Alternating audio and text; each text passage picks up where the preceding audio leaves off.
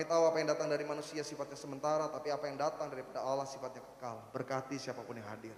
Seperti apapun kondisi, situasi yang mereka hadapi beberapa hari terakhir ini, hamba doa dalam nama Yesus, kebajikan dan kemurahan Tuhan menyertai setiap kami. Maka hamba doa Tuhan yang kuduskan lidah bibir hamba, kata kalimat ucapan ayat poin dan bagiannya hanya berasal daripada Allah. Maka di dalam nama Bapa, Putra dan Roh Kudus, di dalam nama Tuhan Yesus Kristus, setiap kita jemaat Tuhan yang siap dengar kebenaran firman Tuhan, bersama-sama kita katakan amin. Haleluya, puji Tuhan. Mari jemaat Tuhan yang terkasih silakan duduk. Puji Tuhan. Shalom. Selamat pagi saudara, bagaimana kabarnya pagi hari ini? Senang sekali ya, setelah vakum selama 2,5 bulan ya, kan kita mulai Mei. Bulan Mei, bulan Juni cuma sebagian, baru kita dengar berita varian Delta ya. Ya cukup bersedih, saya juga menyampaikan duka yang sedalam-dalamnya karena beberapa jemaat Tuhan yang bulan Mei, Juni itu ikut ibadah bersama-sama kita, hari ini tidak bisa lagi ikut bersama-sama kita. Karena mereka adalah korban-korban dari varian Delta. Sedih saudara, sedih. Karena di bulan Juli itu beberapa jemaat itu harus saya kuburkan bahkan secara online. Jadi hanya keluarga ya, inti yang mendampingi, ikut sama ambulan, mereka pakai streaming ya. Ada yang lewat Zoom, ada juga yang pakai Google Meet. Jadi mereka pertontonkan begini ya, saya pimpin. Dengan posisi di rumah, kita nggak bisa ikut datang sama-sama.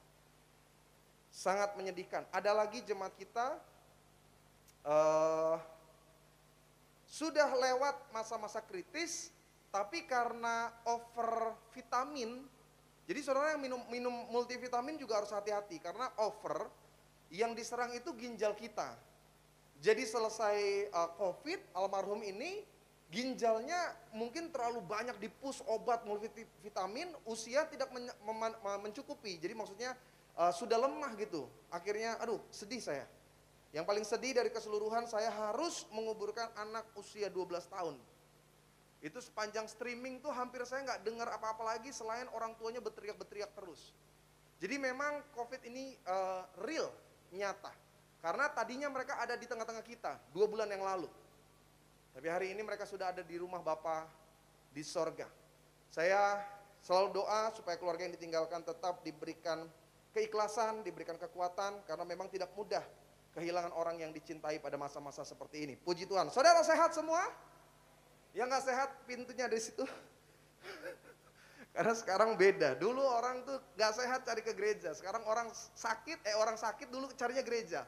Sekarang orang sakit tuh kalau bisa jangan dulu datang ke gereja. Waduh, belum lagi berita ya, varian Lambda lah, Delta Plus lah, MU lah, waduh banyak varian. Tapi saya mau katakan kepada setiap saudara Tuhan, di dalam Tuhan kita percaya penjagaan perlindungan Tuhan sempurna, amin. Jadi Bapak Ibu yang terkasih, hari ini saya mau bicara tentang satu hal yang cukup berat, yaitu tentang teguran. Sama-sama bilang sama saya, teguran. Kalau saudara orang tua yang punya anak, saudara paham maksud saya. Kasih itu bukan hanya berbicara membiarkan. Kasih bukan hanya senyum, kasih juga berbicara tentang teguran. Ketika anak kita berbuat sesuatu yang salah atau tidak benar, orang tua tuh harus ambil sikap. Nah baru semalam anak saya ngomong sama istri saya, kan istri saya tanya, kemarin kan liburan mid semester. Jadi kita jalan-jalan tuh ke situ, Buperta. Ya kan, kayak pramuka pokoknya di situ. Karena jauh dari orang kan. Nah, dia cuma main di situ, udah. Pulang ditanya sama istri saya, "Gimana? Kamu seneng gak liburannya?" "Seneng." Terus ada pertanyaan ini yang jadi bahan saya. Istri saya tanya, "Vano, hari apa yang membuat kamu merasa senang?" Anak saya bilang, "Aku senang hari itu kalau mama papa gak marahin aku." Lalu saya tanya, "Emang marahin yang mana? Emang papa mama suka marah-marah?" "Iya, aku kalau makan lama dimarahin. Aku kalau lupa tulis agenda dimarahin." Nah sering kali kita berpikir teguran adalah hal yang negatif. Orang tuh gak mau terima teguran, ya kan? Ada suami istri yang sampai pisah rumah tangga cuma masalah teguran. Suaminya cuma bilang, Mama kalau bikin mie, telurnya jangan dipecahin." Kenapa? Udah ada yang bisa bikin mie lebih enak dari saya. Mau bertengkar cuma gara-gara hal yang kecil sederhana. Nah saya khawatir tanpa sadar juga dalam kehidupan rohani kita adalah orang-orang yang gak suka ditegur sama Tuhan. Dan disinilah kenapa kita gak perlu lebih dewasa daripada sebelumnya. Ada banyak orang Kristen, dia gereja, dia rajin ibadah, dia baca firman, tapi gak pernah mengalami pertumbuhan. Why? Karena teguran selalu dia ignore, selalu dia tolak. Padahal teguran adalah bagian dari rencana Tuhan untuk memberkati kita. Yang setuju katakan amin. Sama-sama kita lihat Alkitab, saudara yang pegang Alkitab atau saudara bisa lihat di layar monitor. Hari ini firman Tuhan saya ambil dari Amsal pasal 3, 1 sampai dengan 12. Ada 12 ayat, saya ajak setiap jemaat Tuhan kita baca bergantian. Saya akan lebih dulu ayat pertama, jemaat ayat yang kedua, dan terus sampai 12 kita akhiri bersama-sama. Amsal pasal 3 ayat 1 sampai dengan ayat yang ke-12. Amsal pasal 3, 1 sampai dengan 12, saudara sudah di sana atau lihat muncul di layar di atas kepala saudara atau yang ada di belakang. Saya mau tanya pengerja, masih ada yang naik ke atas nggak jemaat? Pak Firman, jemaat ada yang naik ke atas? Ada ya? Berapa orang? Karena gini saudara, di sini sekarang kapasitasnya dibatasi hanya 50.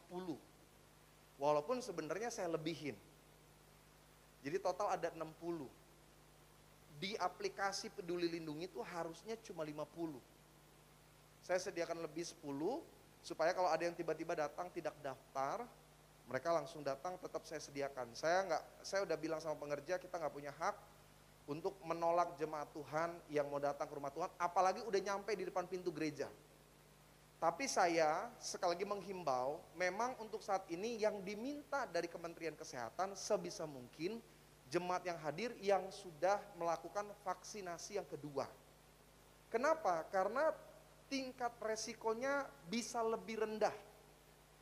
Saudara, untuk informasi saudara lah, jemaat-jemaat yang kemarin saya layani bukan rata-rata, semuanya itu memang belum vaksin. Jadi kemungkinan meninggal akibat pandemi ini yang belum vaksin itu lebih beresiko. Apalagi kita di gereja ini kan ruangannya tertutup, udara berputar. Saudara nyanyi semua. Saya dari tadi lihat nyanyi aja, aku bernyanyi. Itu tuh, ya kan, soalnya kan nggak mungkin kita minta antigen dari saudara. Jadi sebenarnya tingkat resikonya tetap ada. Makanya saya juga khotbahnya mau sebenarnya lebih ekspresif kalau saya nggak pakai masker. Cuma mau nggak mau harus tetap.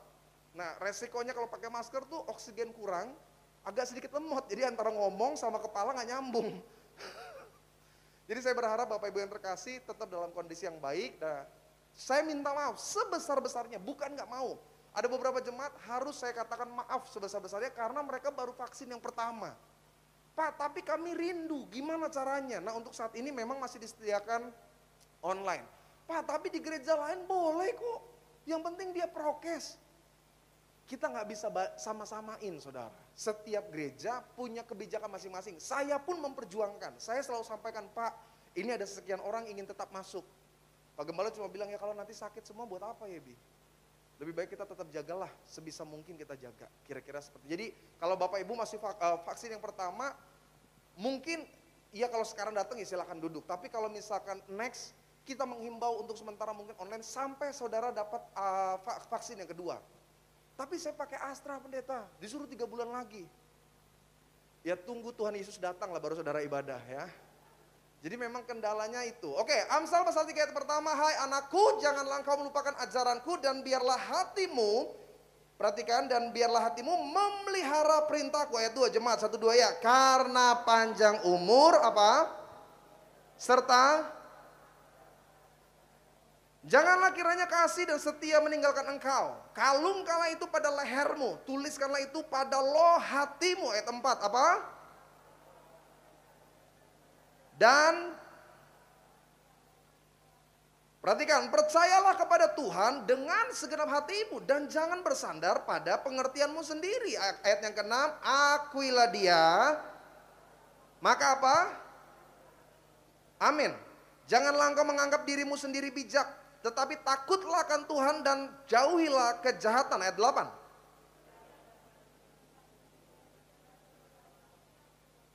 Muliakanlah Tuhan dengan segala hartamu dan dengan penghasilan pertama dari segala penghasilanmu. Ayat 10, maka lumbung-lumbungmu akan, amin, dan bejana pemerahmu akan meluap dengan air buah. Hai anakku, janganlah engkau menolak didikan Tuhan dan janganlah engkau bosan akan peringatannya. Sama-sama ayat 12, karena Tuhan seperti apa? Seorang ayah kepada anak yang. Jadi memang teguran adalah bagian dari rasa sayang. Saya punya anak yang kedua namanya Benzion. Benzion ini baru umur 1,5 tahun. Nah jadi kayak kemarin kita bawa ke Buperta, main di padang rumput yang luas gitu kan. Si Benzion kan gak punya batasan kayak kakaknya. Kakaknya tahu mana yang boleh, yang gak boleh, mana yang bahaya, mana yang gak bahaya. Benzion tabrak aja terus. Kita lepas, dia ambil bagian-bagian apa yang menarik di bawah tanah. Pertama kita liatin dia cuma begini-begini. Meleng sedikit udah masuk ke mulutnya. Saya mau tanya, sebagai orang tua tindakan kita apa? Mencegah, ya kan? Jangan Ben, jangan itu kotor, keluar dari mulut. Nah anak saya masalahnya, Benzion sekarang lagi masuk masa-masa tantrum. Tantrum itu saat dimana anak kesulitan untuk menyampaikan sesuatu karena keterbatasan komunikasi. Jadi yang dia tunjukkan cuma marah, emosinya. Nah anak saya yang kedua, kalau diambil apa yang dia lagi mainin, langsung wah. Yang lebih sebel lagi sekarang dia udah tahu cara bikin orang tuanya keki. Dia jedotin kepalanya ke lantai. Pelan-pelan. Saya juga ngelihat dikit itu suka sebel gitu. Tapi kan waktu dia membahayakan dirinya, mau ambil apa di tanah tiba-tiba dia mau masuk mulut. Yang lucu kemarin, jadi namanya di tanah kan di Buperta kan kasih pakai orang. Dia dapat tulang ayam, dia makan dong. Aduh Benzion, apa bapak malu gak ngasih makan? Sampai tulang ayam sisa dimasukin ke dalam mulut. Jadi waktu tulangnya diambil dia marah.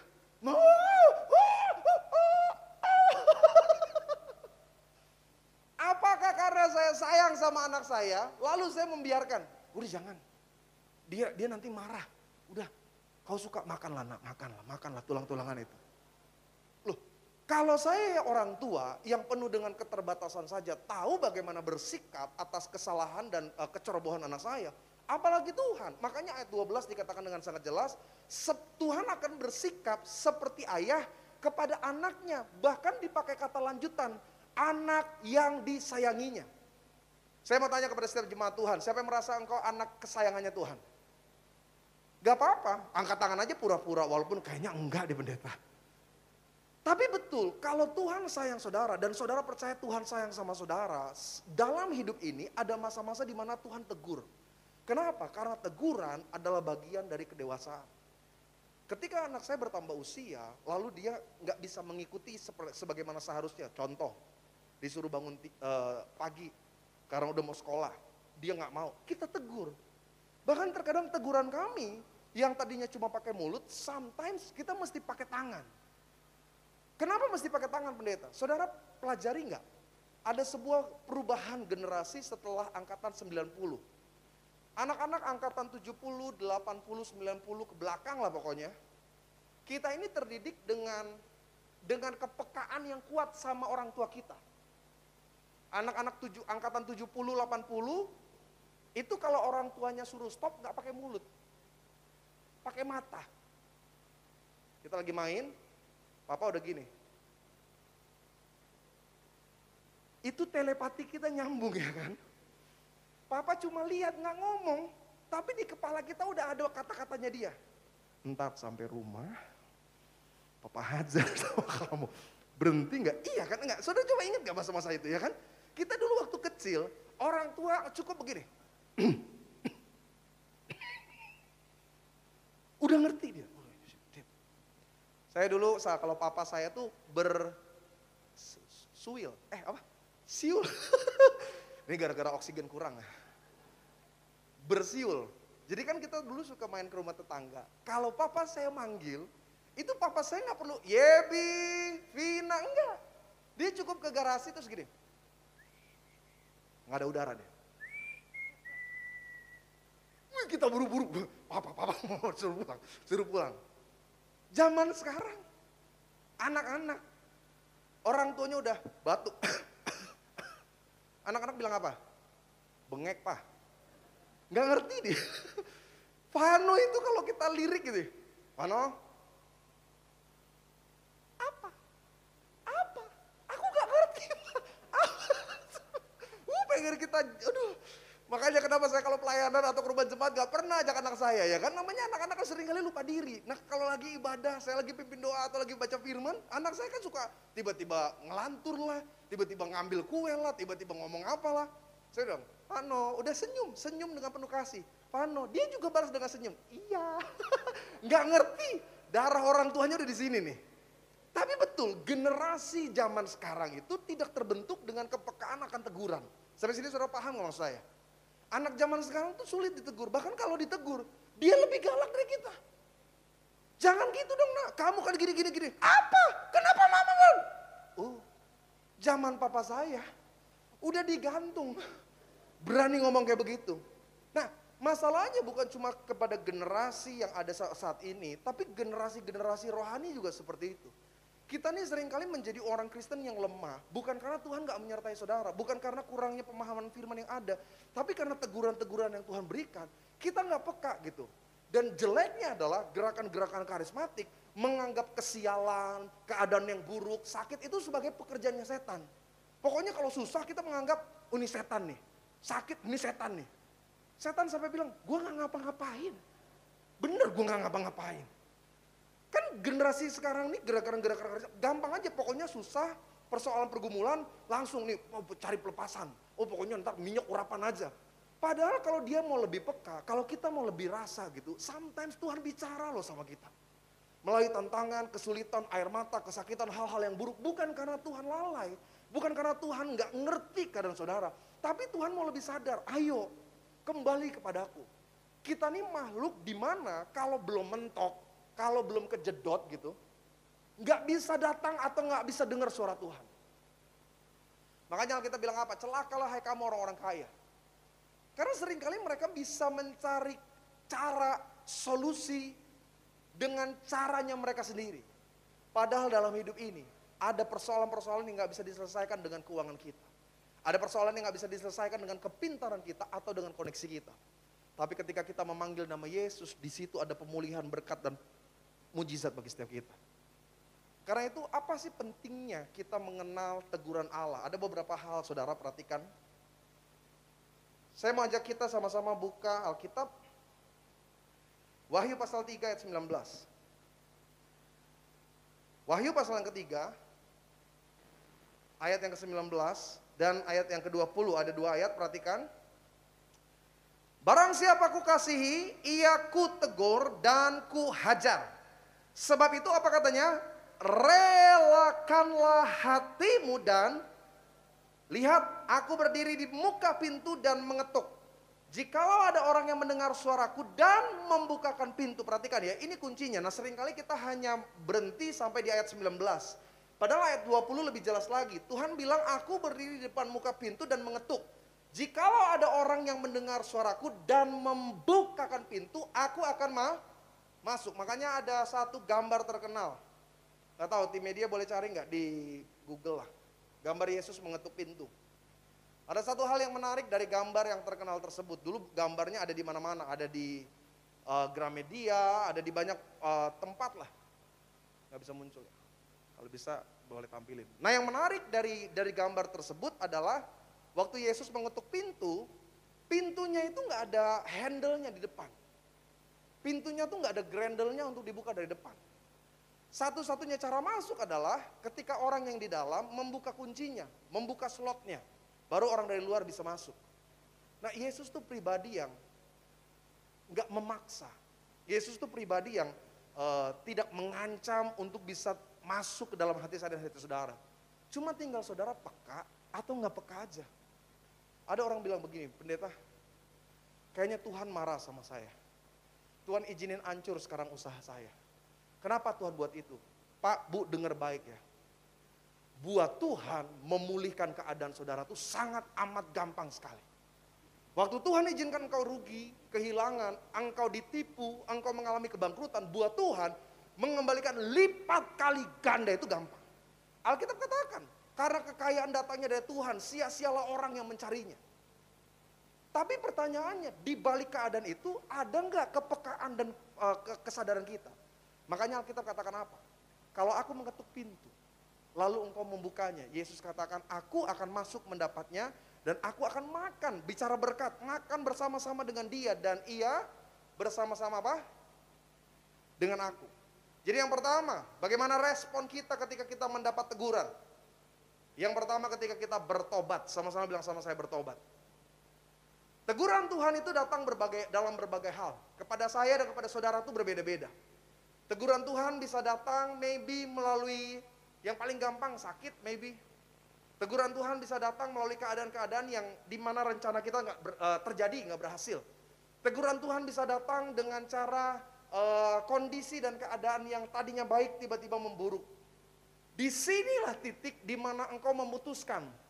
Engkau buka pintunya untuk Tuhan atau engkau tetap tutup rapat-rapat. Karena kenyataannya tidak sedikit jemaat Tuhan ketika teguran itu datang justru dia semakin kecewa sama Tuhan. Ketika teguran itu datang justru dia semakin menjauh daripada Tuhan. Siapa yang rugi? Kita. Karena Yesus selalu berkata, marilah engkau yang letih lesu datang kepadaku, aku memberikan kelegaan kepadamu. Makanya Bapak Ibu yang terkasih, zaman sekarang tuh kita harus siap ditegur. Sama-sama bilang sama saya harus siap ditegur. Sebelum ditegur sama Tuhan, coba di dalam keluarga, teguran itu bisa datang melalui istri, melalui suami. Nah banyak kita, jangankan Tuhan tegur, baru pasangan kita aja, udah marah. Banyak istri-istri sulit ditegur sama suami. Zaman sekarang kan istri kan gak kayak zaman dulu ya, engge-engge gitu. Saya kalau lihat oma saya, sama opa saya ngomong apa tuh, oma tuh gini, ya, iya. Agak berubah setelah saya lihat mama sama papa saya. Ya, mama saya, kalau oma itu belum ada tanduk ya. Mama saya udah mulai ada tanduk. Lebih berubah lagi waktu zaman saya jadi suami. Ya, saya cek dulu istri saya datang nggak. Sekarang saya pendeta aja. Kalau misalkan sama istri nih, bicara gitu kan, lalu nyerempet firman, itu bisa debat tuh, bayangin. Orang datang ke gereja pengen denger pengajaran firman dari saya, istri saya dia debatin dulu. Dia debatin, makanya kalau dia udah debat gitu saya coba bilang, Tuhan, berikan hikmat marifat kepada hamba-Mu Tuhan. Istri saya kan pinter juga itu, dia tuh kritis orangnya. Dia kalau ngomong tuh tek. Ada banyak istri, udah gak mau ditegur, pakai tersinggung lagi. Iya. Ma, kamu tuh kalau masak, minyaknya jangan kebanyakan. Kenapa Pak? Udah mau mati Papa? Hah? Pakai komentar, emang Papa bisa masak? Atau udah ada yang bisa masakin buat kamu? Iya. Aku tuh, pokoknya udah mukanya udah gak enak. Karena gak bisa ditegur. Bapak-bapak, itu bener pendeta tuh, saya alami. Bapak lebih parah lagi Pak. Bapak banyak suami itu, baru suami istri mau bilang begini, Pak, aku mau ngomong sesuatu ya. Ngomong apa? Tapi janji jangan marah. Itu darahnya udah mulai naik sebenarnya itu. Iya, gak akan marah. Tapi sebenarnya dia udah nyiapin pertahanan apa yang mau diucap sama istrinya itu. Papa bener gak akan marah? Enggak akan marah. Bu, kalau dia bilang begitu, bohong. Percaya saya. Itu tipuan awal itu. Ibu mulai ngomong, Pak, Papa tuh bukannya apa. Kalau ketemu teman kerja itu, Papa dipakai dong maskernya. Kan kita nggak tahu teman kerja Papa dari mana. Bisa naik darah. Oh sekarang lu udah kerja di WHO loh. Udah lebih ngerti dari orang. Dia kan udah vaksin, saya kan udah vaksin. Gitu. Oh, ya tapi kan Kak, lebih baik menjaga. Kamu tuh kayak nggak punya iman. Lihat dong, kuasa Tuhan lu. Padahal sebenarnya ngeles. Gak bisa ditegur, tapi dia putar kemana-mana. Kamu tuh emang suka ngeguruin. Kamu tuh lihat gak posisi kamu tuh istri. Kamu tuh cuma tahu terima, beli, belanja aja masih mau ngatur saya soal masker. Heran kamu tuh kalau gak nikah. Woi, cuma gara persoalan masker. Sampai istri harus denger ibadah dulu, 1-2 sesi. Ya Pak, amin Pak. Kita kalau nggak bisa ditegur oleh orang-orang di sekitar, maka otomatis kita akan sangat sulit ditegur oleh hamba Tuhan. Why? Karena sekarang seringkali teguran Tuhan itu dimulai dari orang-orang di sekitar kita. Dari hamba Tuhan saudara, dari pasanganmu, dari suami istri, dari kakak, dari adik, dari orang tua. Sometimes Tuhan pakai anak-anak kita untuk menegur setiap kita. Tapi tergantung engkau mau peka atau tidak peka. Saya berapa kali dikomplain, saya jujur-jujur aja ngomong nih, saya jujur-jujur aja ngomong. Saya pernah dikomplain berapa kali sama jemaat Tuhan lewat dulu Facebook. Cuma gara-gara saya khotbah soal rokok. Pendeta kalau khotbah gak usah nyindir-nyindir dong, bayangin. Waduh, lu cari aja yang lain ya kan. Loh, saya nih sebagai pendeta, kalau saya nggak bisa tegur jemaat Tuhan, atau saya cuma bisa menyenangkan telinga saudara, saya ini pendeta munafik. Karena pesan Tuhan bagi saya kepada seluruh jemaat Tuhan dari Tuhan kepada saya untuk jemaat-jemaat Tuhan, pesannya tuh bagaimana kita bertumbuh dan berbuah. Yesus katakan jika engkau tidak berbuah, engkau ditebang. Tuhan nggak pilih-pilih, Tuhan nggak bilang, oh kalau nggak berbuah jadi tanaman hias deh. Kalau nggak berbuah, ayo udah deh taruh aja di depan. Enggak, Tuhan bilang engkau ditebang dan dilempar ke dalam perapian. Maka tugas saya sebagai seorang hamba Tuhan menyampaikan apa yang benar. Susah nggak? Minta ampun saudara. Berapa kali saya dilabrak orang? Cuma gara-gara apa? Pertama rokok, kedua apa? LGBT. Gua mah jujur-jujur aja lah ngomong lah. Di Manado tuh saya dilabrak tuh. Pendeta, emang kalau kita berbeda kenapa? Pengen gua jambak deh udah kepala. Pendeta kalau ngomong jangan begitu dong. Kita ini kan juga ciptaan Tuhan, tapi ya memang Tuhan ciptaan kita. Pokoknya panjang lebar dia mau ajak saya debat. Gak usah sindir-sindir kita lah pendeta. Apalagi sejak disahkan tuh. Makin berani kan mereka keluar kan. Sampai ditegur saya, pendeta gak usah singgung-singgung itu. Pendeta bisa melanggar undang-undang, katanya pencemaran nama baik lah, apalah segala macam. Lu bagian saya menyampaikan kebenaran kok. Apa karena supaya orang senang sama saya, supaya jemaat sayang sama saya? Ya sudah, maka di gereja ini saya melegalkan LGBT. Kepada pasangan-pasangan yang akan menikah, besok boleh ikut, saya akan ada pemberkatan John dan Joko. Lu bisa bayangin? Nikahan si John sama si Joko kepada dua mempelai laki-laki. Boleh untuk saling mengenakan cincin. Ayo Pak John masukin ke Pak Joko ayo. Kasih cincinnya. Sudah sah jemaat Tuhan saya. Sekarang kedua mempelai pria boleh memberikan cium kasih. Ya saya ngomong dong apa adanya. Saya kalau ada jemaat suka pukul, kan ada istri-istri sebelum saya khotbah suka, wah istri saya baru dipukul sama suami saya. Tapi karena suaminya penyumbang gereja paling banyak, saya tegur atau nggak tegur? Nggak tegur dong. Dia penyumbang paling banyak, istri-istri yang dipukul, terimalah. Itulah bentuk kasih suamimu atas dirimu. Enggak kan? Saya ngomong apa adanya. Saya pernah ditegur lalu jemaat keki itu di Manado. Sebagian saudara mungkin udah dengar ceritanya. Saya pada waktu itu ada jemaat Tuhan datang di daerah Bitung. Intinya mereka mengalami gagal panen, mereka usahalah perkebunan. Salah satu pengusaha yang cukup baik lah yang ada di Bitung, lalu sedang gagal panen. Dia panggil saya, pendeta tolong urapi, saya minta didoakan. Oke, janjian, kita pakai mobil off-road tuh, saya ingat ada 3 mobil. Saya sama waktu itu tim dari gereja pergi ke sana urapi. Kita keliling tuh kebunnya tuh. Kita kasih minyak urapan habis kali sekitar 2 galon minyak zaitun itu. Benar saya nggak bohong. Tapi benar-benar pemulihan karena daerahnya tuh luas sekali. Karena memang dia pengusaha pokoknya berhektar-hektar lah kita urapi segala macam. 1-2 bulan kemudian beritanya dia untung lah. Pokoknya dia untung, saya nggak ngerti gimana cara penjualannya dan lain sebagainya. Intinya dia untung. Lalu dia mulai datang kepada saya di bawah persembahan perpuluhan. Dia kasih banyak uang itu dalam bentuk cash, saya gak akan lupa. Dia minta ketemu saya pinggir jalan, dia kasih. Saya bilang apa? Saya bukan gembala, saya cuma pengkhotbah. Kalau mau kasih aja ke gereja, saya bilang. Jangan ke saya gak terima perpuluhan, saya bilang. Oh gitu Pak. Gara-gara saya ngomong gitu, makin inilah dia, makin respect dia bilang. Waduh Pak, saya padahal punya rencana tiap bulan kita kasih sama Bapak perpuluhan dari usaha kami ke Pak Pendeta Yebi. Saya bilang gak usah, gak apa-apa, kasih aja ke gereja, saya udah cukup, oke. Nah sejak itu orang ini suka ngajak saya, mulai makan, mulai ajak ketemu, alasan doain rumah lah. Dan dia suka ngeberkatin, intinya dia suka ngeberkatin saya, karena saya gak terima perpuluhan dari mereka. Satu kali hari Minggu, saya harus tugas di Bitung itu kalau nggak salah jam 4 apa jam 5 sore, intinya seperti itu. Lalu keluarga ini punya acara, kalau orang Manado kan suka bikin syukuran-syukuran. Dan mereka bilang, Pak kita so ajak kita pe keluarga. Kita mau kasih kenal Pak Pendeta, dan kita punya keluarga. Saya bilang jam berapa? Jam 5 pendeta, ibadah dimulai, nanti pendeta ada pimpin nih. Saya bilang nggak bisa. Saya ada jadwal jam 5. Pendeta tolong usahakan. Pokoknya kita kasih berkat sama Pak Pendeta. Dia ngomong gitu di telepon pagi-pagi. Saya bilang, Bu minta maaf, saya nggak bisa. Siangnya setelah saya dari Tomohon, di daerah Gedung Juang itu di Manado, yang bawa kendaraan itu udah telepon, tolong titip. Jadi diantar dititip duit. Saya nggak buka yang kali itu, pokoknya tebal. Ini kita titip Pendeta Yebi, kasih Jo.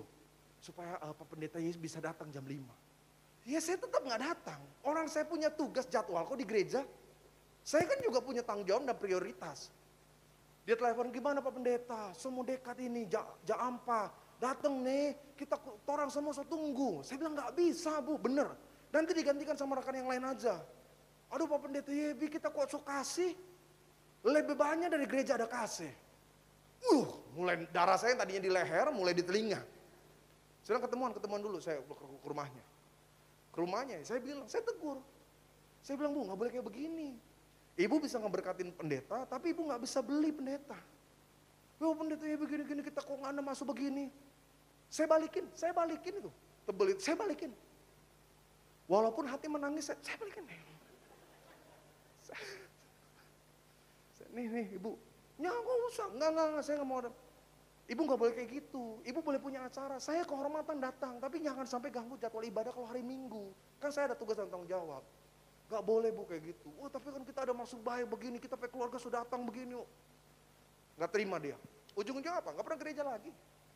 Persoalan enggak. Dia gak pernah kasih lagi, gak apa-apa. Karena memang dalam hidup ini ada yang prioritas.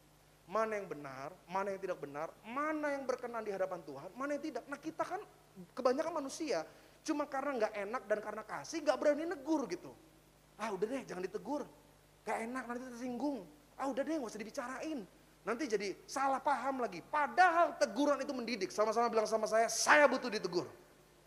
Karena dengan ditegur langkahmu sesuai dengan firman. Alkitab katakan, jika engkau menerima teguran Tuhan maka umur pun jadi panjang. Kenapa engkau terima umur panjang? Karena ada perkenanan Tuhan. Saya gak ngerti hidup saudara seperti apa.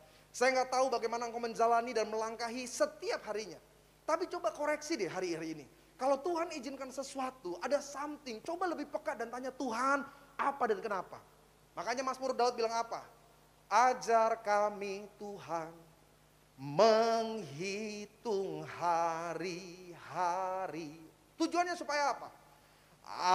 Agar kami beroleh hati bijaksana. Pak, Bu, apa sih konsekuensinya ketika kita nggak bisa mendengar teguran daripada Allah? Oke, sedikit lagi. Ada beberapa hal yang saya mau tekankan kepada setiap jemaat Tuhan. Coba buka 2 Samuel pasal 12, 13 sampai 14. 2 Samuel pasal 12 ayat 13 dan 14. Ini keadaan ketika Daud ditegur oleh Nathan. Jadi Tuhan berkata kepada Nathan, perkatakan kepada raja atas umatku. Inilah kesalahan-kesalahannya. Lihat 2 Samuel pasal 12. 13 sampai 14, saudara-saudara sana. Aku sudah berdosa kepada Tuhan, kata Daud. Dan Nathan berkata kepada Daud, Tuhan telah menjauhkan dosamu itu. Engkau tidak akan mati. Apa yang selanjutnya dikatakan oleh Nathan? Coba 2 Samuel pasal yang ke-12, 13 sampai 14. Bisa muncul? Oke, ayat yang berikutnya. Tuhan telah menjauhkan dosamu, engkau tidak akan mati. Tapi ayat 14.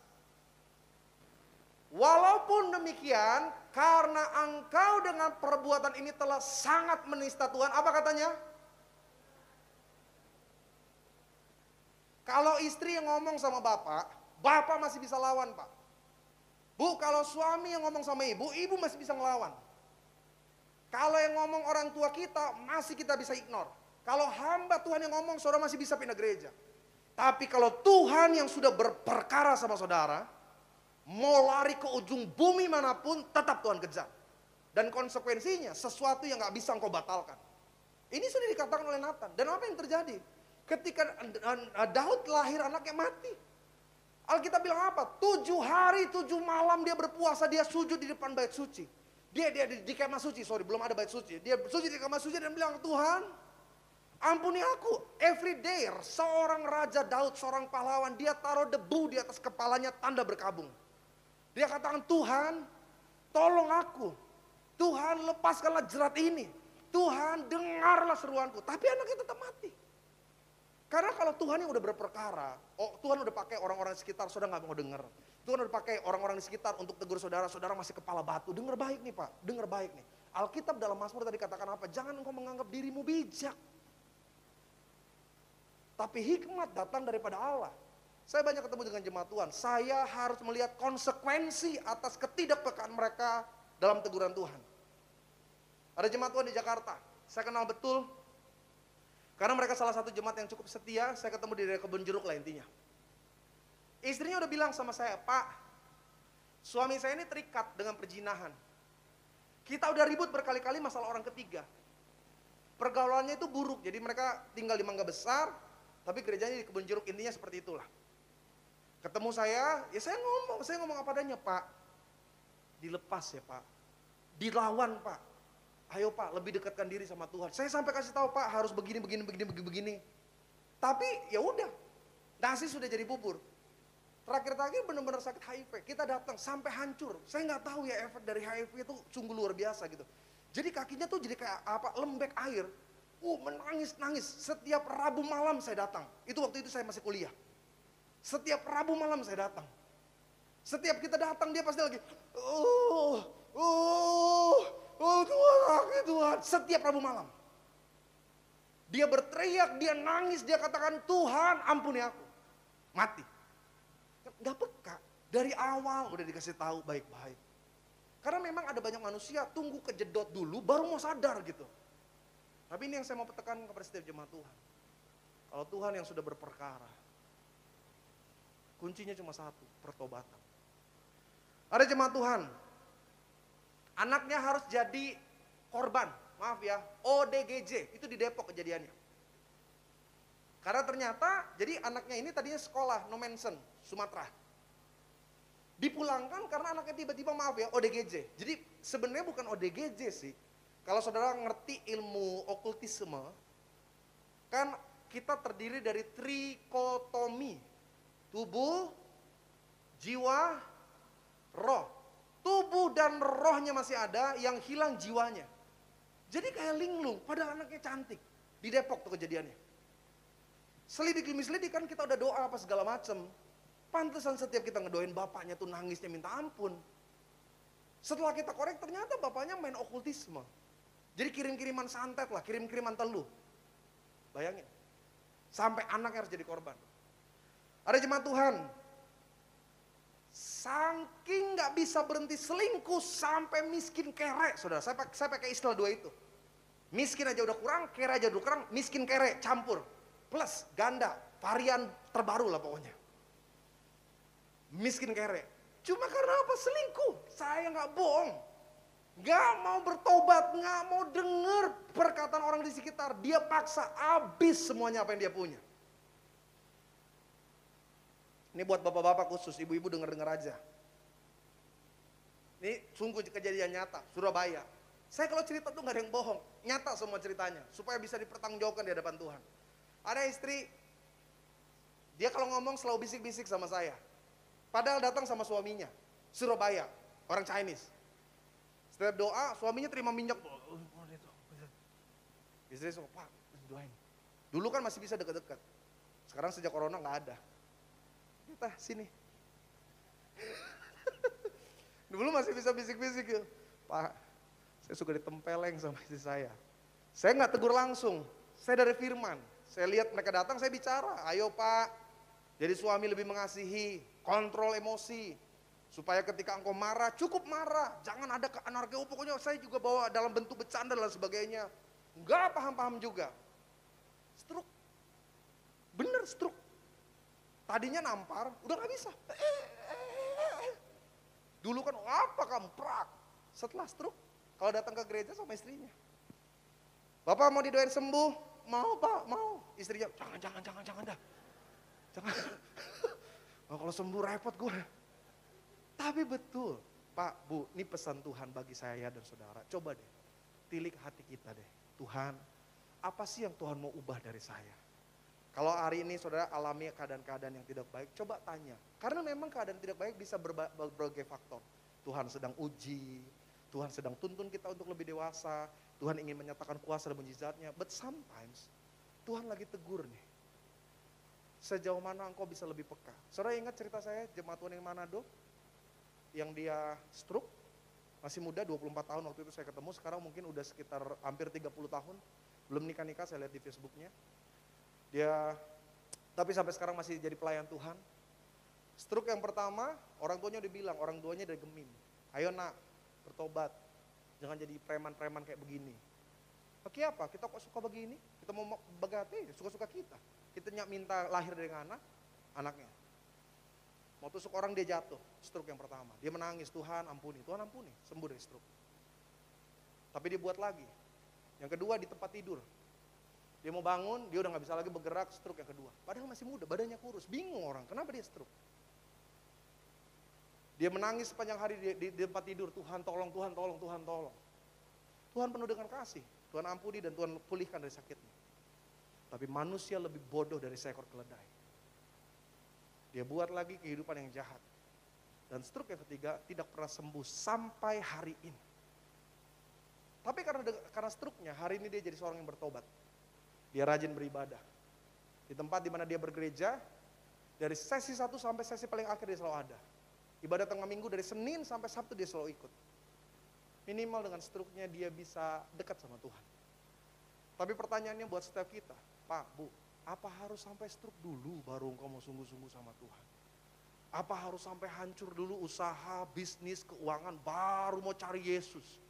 Apa mau sampai berantakan dulu masa depan saudara, baru engkau mau bilang, oh Tuhan ampuni aku. Saya pikir sekarang, di saat Tuhan masih kasih kesempatan engkau sehat, Tuhan masih kasih pekerjaan, yuk Pak, Bu, saya mau ajak sama-sama. Hari ini katakan Tuhan, saya mau berubah lebih baik. Ini kita di ujung-ujung masa-masa kematian. Kenapa? Pak, Bu, faktanya, suka tidak suka, varian yang baru ini akan muncul. Prediksi terjadi akan Desember. Saya nggak tahu nanti gereja akan tutup lagi atau tidak. Tapi saya mau bilang ini nyata, penyakitnya nyata, memang orang mati. Dan sekarang yang lebih ngeri, varian Delta Plus itu saya nggak nakutin ya, tapi ini fakta yang saya dapat dari media sama dari beberapa dokter. Pak Gembala kan dekat sama dokter-dokter Singapura, dia suka kirim sama saya, Yebi ini fakta terbaru. Jadi salah satu yang menakutkan, varian yang baru ini bahkan nggak terdeteksi secara PCR.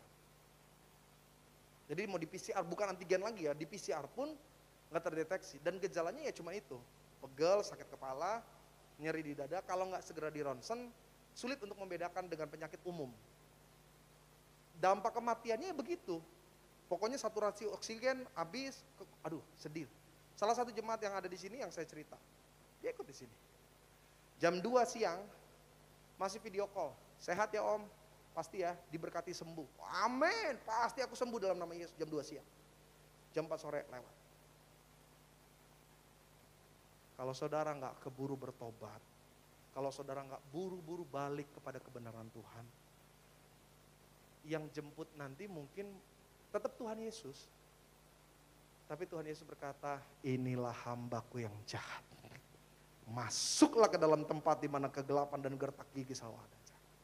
Kalaupun nanti satu kali kita dipanggil Tuhan, dalam keadaan apapun, saya berharap Tuhan Yesus datang dan berkata apa?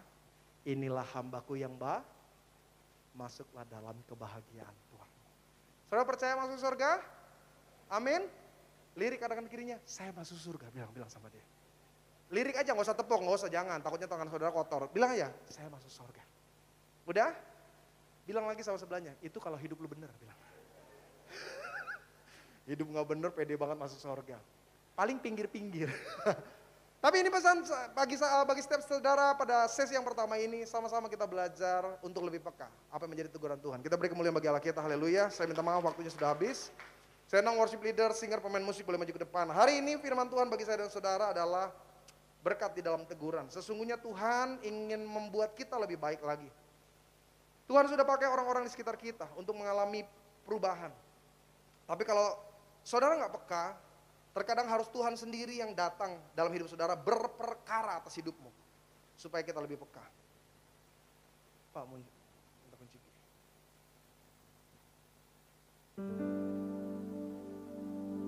Ada satu kesaksian, yang ini benar-benar sembuh. Mereka tinggal di Kelapa Gading, usianya sudah cukup lansia pada waktu itu. Jadi udah punya anak, udah punya cucu. Ada satu kekurangan dari Oma inilah ya, saya panggilnya Oma. Jadi Oma ini dia suka ngomongin orang, bahasa milenial sekarang suka ngegibah. Tapi dia cenderung suka menghina. Nah, lucunya yang dia hina itu bukan tetangga, bukan saudara, dia suka hina hamba Tuhan. Jadi dia suka ngomongin hamba Tuhan, intinya nggak cocok begini. Ini cerita nyata di Kelapa Gading. Saya nggak ngerti gimana, dimulai dari dia nggak bisa makan. Dari nggak bisa makan, lalu sariawan di bagian bibir dan bagian lidah, sampai akhirnya dia harus kena kanker lidah. Saya udah lihat sendiri bagaimana bentuk lidah. Saya jujur secara manusia waktu lihat tuh saya rasa geli gitu ya. Maksudnya waktu dia yang ngomong itu ada pendampingnya anak, saya nggak tahu anaknya, cucunya, pokoknya pendampingnya perempuan. Dia waktu itu ikut baptisan. Saya tanya kenapa? Iya Pak, Ibu dulu suka ngina orang, suka ngomongnya jahat. Tapi sekarang Ibu udah paham, Ibu udah ngerti, Ibu bertobat. Sepanjang ngomong dia nangis terus-terusan. Oma mau bertobat, dia udah kayak mau berkali-kali ya, tapi ya namanya di lidah ya. Dikasih minyak urapan lah di lidahnya itu. Waduh, saya nggak bohong, saya ngelihatnya tuh karena nggak biasa. Saya kan bukan dokter, jadi saya ngeliat kaget gitu. Saya cuma pesan satu sama dia, Oma kan udah lansia, Oma udah senior. Cuma satu yang Tuhan minta. Tuhan mungkin nggak minta Oma pelayanan lagi jadi pengerja. Tuhan nggak minta lagi Oma jadi worship leader, singer, enggak. Oma hidup baik. Komitmen saya bilang, kalau sampai Tuhan kasih sembuh, lidah Oma hanya untuk dipakai memperkatakan firman, saya bilang. Dia pukul-pukul, dia punya dada, dia kursi roda dia, di Kelapa Gading lah kejadian. Baptis. Beberapa bulan kemudian waktu saya melayani di tempat di mana Oma ini ada, perubahan terjadi. Yang tadinya lidahnya pelok, mulai bisa, pokoknya kalau ngomong udah agak sedikit lebih jelas, tapi masih sama, masih dalam tahap penyembuhan. Sampai akhirnya beberapa bulan, karena waktu itu saya tugas banyak di luar kota, ketemu lagi, normal, benar-benar normal. Lidahnya yang pernah saya lihat itu kembali lagi. Buat Tuhan memulihkan keadaan saudara itu mudah. Engkau sedang sakit, engkau sedang gagal, engkau sedang terpuruk, engkau sedang rugi, engkau sedang tidak punya apa-apa. Buat Tuhan memulihkan saudara itu gampang. Tapi hari ini pertanyaan, kalau Tuhan pulihkan, ada gak yang berubah dari kita? Yuk sama-sama. Ini masa-masa yang suka. Kematian bisa terjadi kapan. Saya harap ketika masa itu datang kepada saya dan setiap saudara, kita punya perkenanan Tuhan. Tutup mata saudara. Kami bersyukur buat firman yang kami dengar. Biarlah firman ini menjadi rema dalam hidup kami. Kami bertumbuh dalam nama Yesus. Inilah yang ku renung.